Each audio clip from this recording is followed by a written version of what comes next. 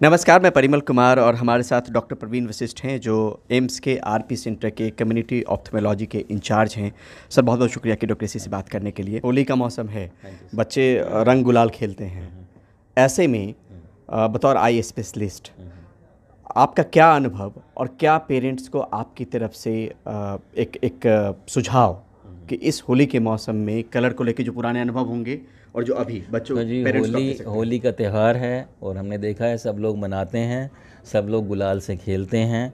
पर इस टाइम में हमारे एम्स की कैजुअलिटी में एकदम नंबर इतना बढ़ जाता है कि गुलाल और ऐसे रंग जो ख़राब क्वालिटी के रंग होते हैं वो लोगों की आंखों में जाते हैं, उससे लोगों को एलर्जी होती है, इरिटेशन होती है और ऐसी भी कंडीशन मिली है कि जिससे कि आंखों की रोशनी भी जा सकती है।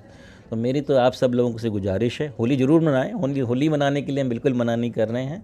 अच्छे रंग का इस्तेमाल करें, आँखों में रंग को जाने से रोकें। ये आप सब बच्चों को ये सलाह ज़रूर दें कि जो आपस में खेलते वक्त दूसरों की आँखों में जानबूझ के रंग ना डालें। और गुलाल ऑफ कोर्स गालों में लगाएं, सर पे लगाएं, ज़रूर लगाएं, पर आँखों एक अगर आँखों की परेशानी अगर दृष्टि नहीं भी जा रही है तो उससे इतना इरिटेशन होना, जलन होना, लाली होना और कई दिनों का एक तरह से काम में प्रभावित होना, उससे एक तरह से मज़ा ख़राब हो जाता है। तो सब लोगों से मेरी रिक्वेस्ट है, होली मनाएं पर अपनी आँखों के अंदर रंग जाने से रोकें।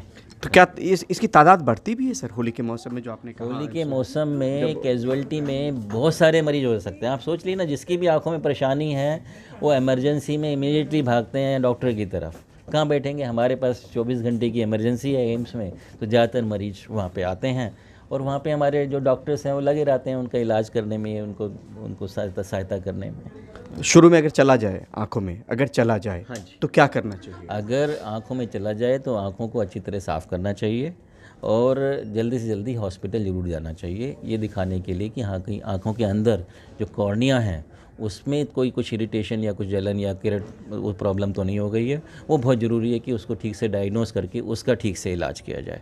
तो ऐसे मरीज़ जिनकी आँखों में ज़्यादा गुलाल चला गया है या रंग चला गया है वो डॉक्टर को ज़रूर दिखाएँ। और मैं रिक्वेस्ट करूँगा कि अपने आप केमिस्ट से दवाई लेने की कोशिश ना करें।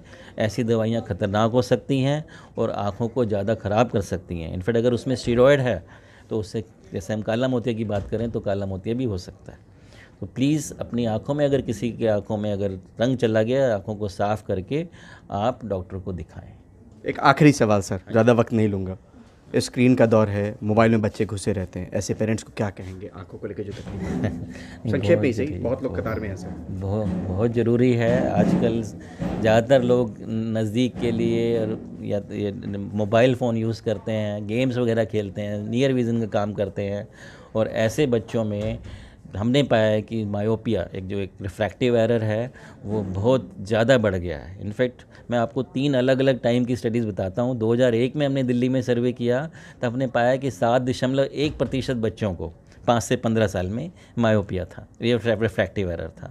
उसके बाद 2009-10 में हमने एक स्टडी की, एक PhD स्टडी थी हमारे एम्स में, उसमें हमें 13.1% मिला।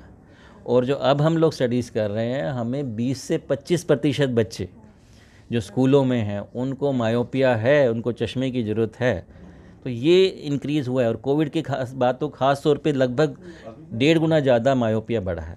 तो मेरी स्पेशल रिक्वेस्ट है कि जितने भी लोग जो बच्चों को जो नज़दीक का काम कर रहे हैं, मोबाइल फ़ोन पे या फिर वीडियो गेम्स खेल रहे हैं या इवन पढ़ाई का भी काम कर रहे हैं, उसको जितना कम कर सकें उतना कम कर सकें, जितना अवॉइड कर सकें उतना करें।